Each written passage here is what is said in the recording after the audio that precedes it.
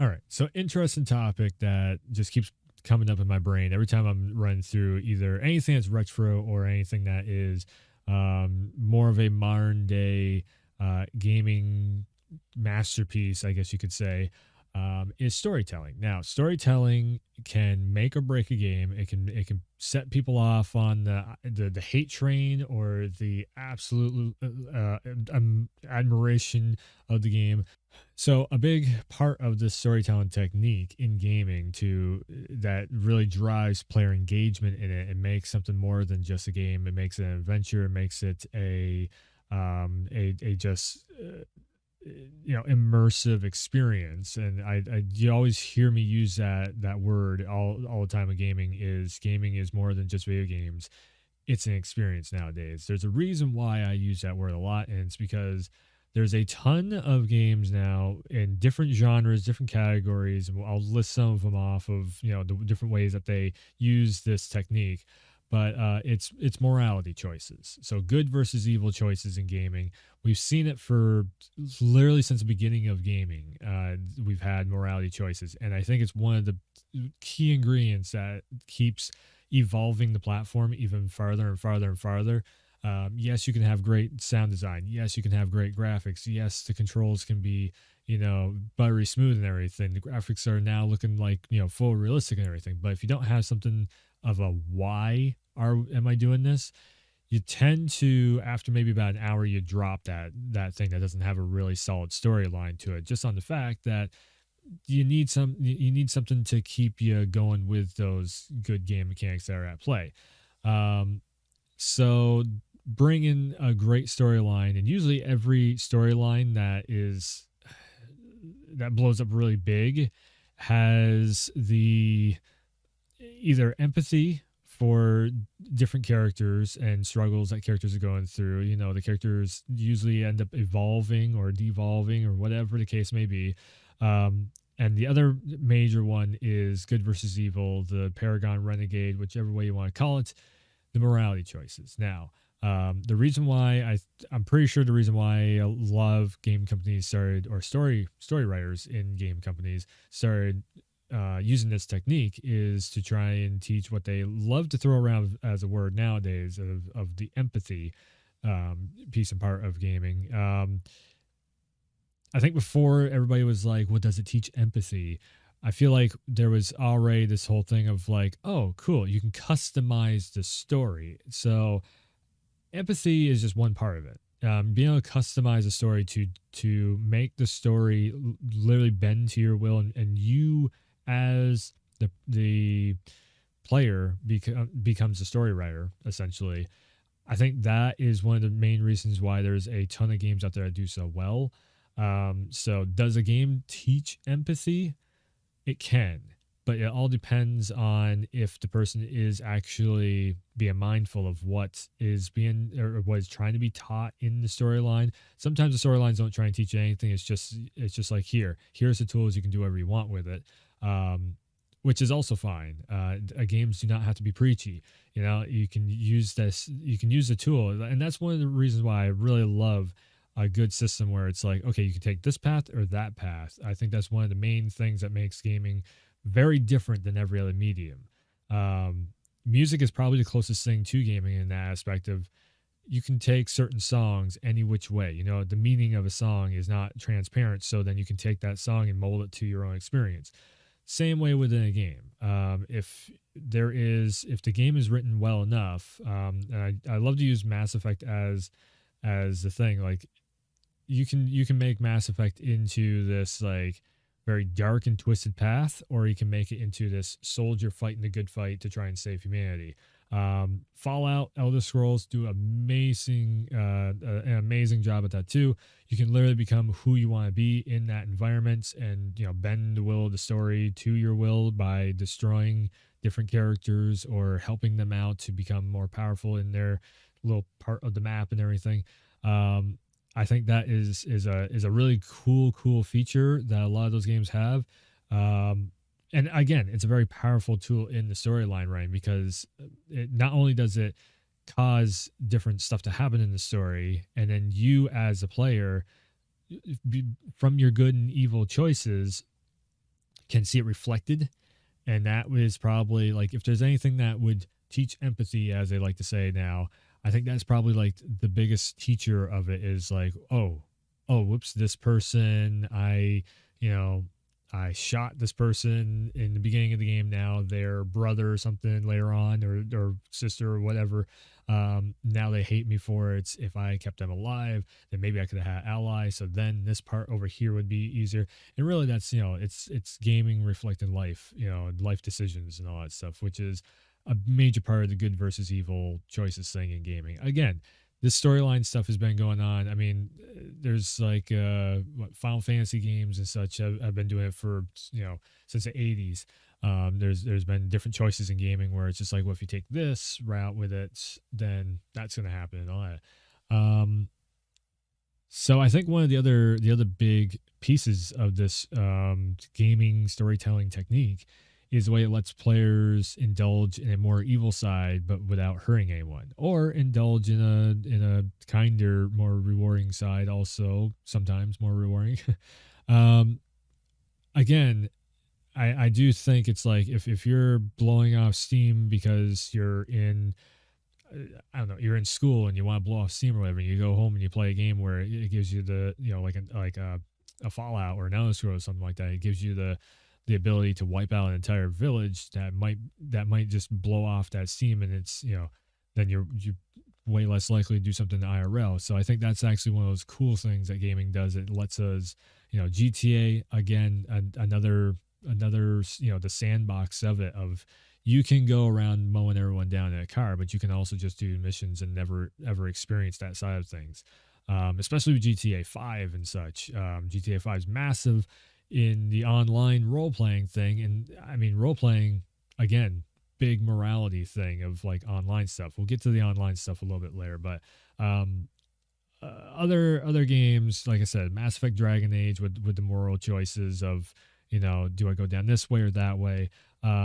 Fallout and Elder Scrolls, I find that those games have just, it's even more of a robust system that they have in there, because you can literally, I don't like you anymore, boof, you can drop them, or you can help them rank up and get into a better position to where they can help you out later on in the story. And I find that to be really, really cool. Of like, it's something that, which is really funny in the gaming community.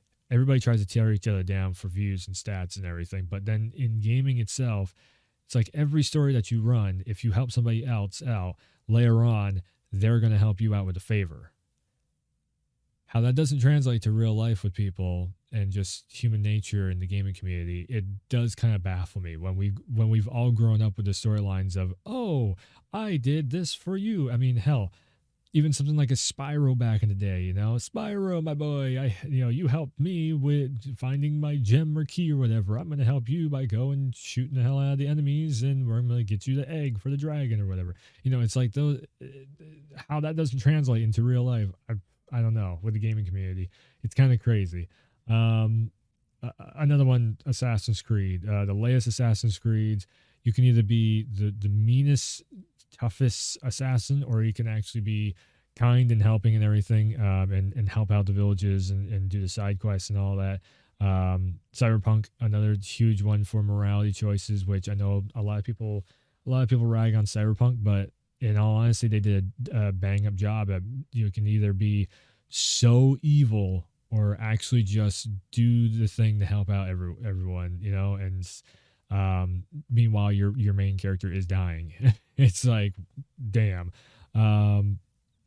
Other ones too, like they are just the choices. People call them interactive movies, just because it is nothing but this choice or that choice. And it's like Beyond Two Soul, The Heavy Rain, Detroit Become Human, Dark Pictures Anthology. I think those titles kind of bridge the gap, even though, yes, they are movies in a lot of ways, and they have become more of a gaming type of thing where you have little mini games in there where you guys shoot stuff and whatnot. But I think that helps bridge the gap between your moviegoers and your gamers. Now, are those games supposed to be something that is like big blast, shoot 'em up boss fights and everything? No, they're not made for that. So people that are given this whole thing of like, well, they're just movies, interactive movies. It's like, well, yeah, that's what they're made to be. the point of the thing is when you make a decision in the beginning chapter, then maybe 4 chapters down the road, it's going to come back to bite you or it might help you.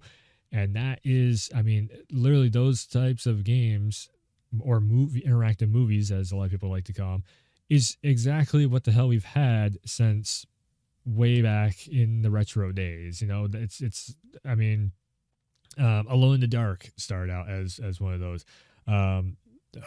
There's a bunch of Mist was just a interactive movie. You know, they have so many of the retro titles like that. Another type of example of it, Civilization. The morale choices of working with other nations or not, doing everything yourself, going to war with other nations, working with other nations to help build each other up, and then a lot of times the computer tries to start war with you. It's part of Civilization's thing, and then you have to broker peace between it, or you just go to war with them, whichever way you want to go with it. Again, turns down the road, it might come back to bite you, it might come back to help you. It's another form of the morality choice. Even games like NASCAR and Forza racing games, when you are knocking into people and driving them off the roads or drive them into the wall on the track or whatever, again, drivers will get mad at you and everything. Like I said, every form of games has this. Even fighting games, WWE, UFC titles, they both have, like, if you injure somebody in a WWE match, that person's going to be on your rivals list. If you talk smack to somebody in the UFC little texting war that they have on there with your phone, again, they're going to be more likely to try and, like, basically the AI amps up a little bit to try and fight you in the next match. That's really cool. It's simulating real life stuff, and those games are simulator games. Now, this also drives into the thing of, like, online competitive morality too. So games are not just about story driven morality, but when you go online, there's a whole other layer, because now you're actually going against or trying to work co-op with other actual people, which is, again, it's just like this really great thing that gaming does. It just brings people together in this aspect of things of, like, okay, so if you're competing online, you really get to see what that other person is made of. Are they going to be camping in a corner with a shotgun? Are they going to be running to the other side of the screen and not wanting to actually fight in a fighting game? Are they going to stand and actually fight with you? Are they going to use every tactic that they can to, try to outthink you, outsmart you out, and the best players will sit there and be like, oh, okay, so this gun is working better than this gun that I want to use over here, so I'm going to adapt and evolve. I think morality choices are really great on that aspect online. It makes you not be set in your ways so much. It makes you have to adapt and evolve, or you're just going to get run over by everyone that will adapt and evolve. And I think that's kind of one of the great things about gaming, is just that fact of that, like if you're doing Among Us, you have to pull out strats that nobody else is doing, because if you're not good at the deception and also working together with other people and, like, figuring out, your bullshit meter has to go off. If you don't have a good BS meter, you're not going to get too far in Among Us. So many times I've seen people playing Among Us and they cannot figure out who it is, and it's just because the person can really, BS everyone in the lobby. It's great seeing people start to pick up on little people's, ticks. It's like, if you're playing poker and you start to figure out, oh, if this guy has an eye twitch, then they're gonna, they got some good cards or something. It's that same thing with Among Us. I think that's the reason why Among Us does so well. Of course, then also you have stuff like Division, where is the person going to turn on you and grab all the loot and, get out of there with it, or something like R6 Siege, where every lobby has the potential of breaking down, where people are just trolling the hell out of each other, or you can work together and try and get the win. The amount of trolling that happens because people just, it's a game, who cares, is kind of telling of how human nature works. And I think that's one of the craziest things about this good versus evil choices thing, is when somebody, like developers like BioWare, dropped the Mass Effect logic. And it's like, okay, here's all the squad mates everybody had. Here's how many times they made this decision, how many Paragon Renegade people are there, and it's so split right down the middle of how many of each of them there is. It's super interesting to see and how people's choices on gaming actually, kind of reflect in a sense of what they're, because a lot of people do take those games very super serious. They try and play them as they would do in the situation themselves, because it is a fantasy world that you're in, but then you get to live that fantasy world because you are writing your own story just like you would do in real life. um, so the real lessons in interactive storytelling, I, it's hard to say what the lessons would actually be of interactive storytelling, other than the fact that I have had some circumstances where it's like, man, like The Last of Us Part 2, I always bring up the whole perspective shift, and I think that's a lot of Fallout 4 also had it too, where there was a major perspective shift, and when you start to realize that, even in the real world, IRL, people have different perspectives than you. And when you start to realize that, you start to look at stuff a little bit differently. It's like put yourself in their shoes and all that stuff, that you end up hearing. But I think a lot of us, when we get older, we start to forget about that. And I think gaming has been one of those things with morality choices and perspective shifts coming from those morality choices, that really helps. It helps bring the perspective, of like, okay, this person's seeing something different than you, so maybe try and think about their perspective on the situation a little bit more. Some of the best stories that have been told in gaming, I feel like, is like when the player perspective leads to great morality choices in the storytelling. So you make a decision yourself that shapes the story, and you are writing that story, and then all of a sudden you get a different perspective on the situation. That character is actually the bad guy that's been playing you the whole time. It's like, oh, what? I'm gonna beat your ass. It's like that type of but without that perspective, the second run, of course, you're not going to side with that character. But that first run is everything. Which is the reason why I think mystery and spoilers and leaks and all that. So like mystery is key in gaming still, and spoilers and leaks are the most terrible thing ever, because once you lose that perspective, it's gone. Like that, the lack of perspective, as soon as like a Bloodborne run, as soon as you get too much insight, the world changes. And I feel like that's the same way with learning about, insight and perspective, IRL, and everything out. It's like one of those things. It's one of those life lessons that gaming can really give you. So I think good versus evil choices, morality in gaming, empathy, and all these words I hear so much nowadays is totally the building blocks to having some of the best gaming experiences ever. Also, like I said, leaks and rumors. If we could get rid of leaks and rumors and go into stories 100% spoiler free and everything, I think that would help the industry out tenfold, just because then you have the whole thing of, oh, I did not see that coming. And the more that you have that of the I did not see that coming moments, then the more people are going to be like, man, I got to get my hands on this next, thing, the next game that's coming out. I need to see what the next part of the story is going to hold. I remember back in the day, we used to have that before the internet, before all this, the publications and all the leaks and rumors were just rampant around, where it's just like you pick up your phone and you have, I could probably look up leaks and spoilers for like 10 games that are coming out in the next, few months. With, like I said, if you can write your own story and it shifts perspective on you and everything, it's done. It's done what it's supposed to do. So yeah, kind of a longer video, but definitely some stuff to think about, especially for, I think, storyline writers. I would say definitely just keep some of this, what I'm talking about in mind. At the same time, if you are trying to make a game out there, again, this is my thoughts, my takes, my opinions on game design writing. Whether you agree with it or not, it's up to you.